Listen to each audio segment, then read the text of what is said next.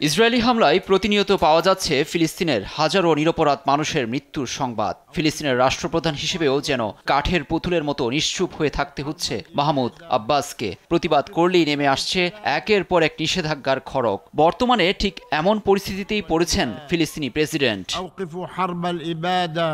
আসন্ন সেপ্টেম্বরে অনুষ্ঠিতব্য জাতিসংঘের সাধারণ পরিষদের বৈঠকের আগে আচমকাই ফিলিস্তিনের রাষ্ট্রপ্রধান সহ ৮০ ফিলিস্তিনি কর্মকর্তার ভিসা বাতিল করেছে যুক্তরাষ্ট্র।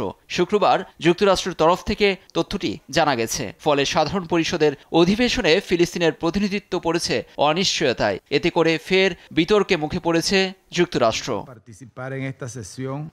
মার্কিন পররাষ্ট্রমন্ত্রী মার্কো রুবিও জানিয়েছেন, ফিলিস্তিনের কাল্পনিক রাষ্ট্রের দাবি শান্তি প্রক্রিয়াকে বাধাগ্রস্ত করায় মাহমুদ আব্বাস সহ সংশ্লিষ্ট কর্মকর্তাদের ভিসা দেয়া হচ্ছে না।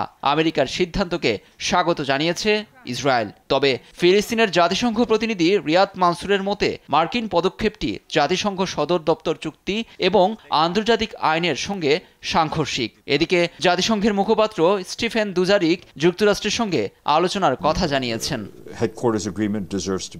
বিষয়টি সমাধানে আমরা যুক্তরাষ্ট্রের পররাষ্ট্র দপ্তরের সঙ্গে আলোচনা করব। জাতিসংঘ চুক্তির ১১ ও ১২ ধারাও তাদের পড়া উচিত। আমরা চাই সদস্য রাষ্ট্র ও স্থায়ী পর্যবেক্ষকদের সমান অংশগ্রহণ নিশ্চিত করতে।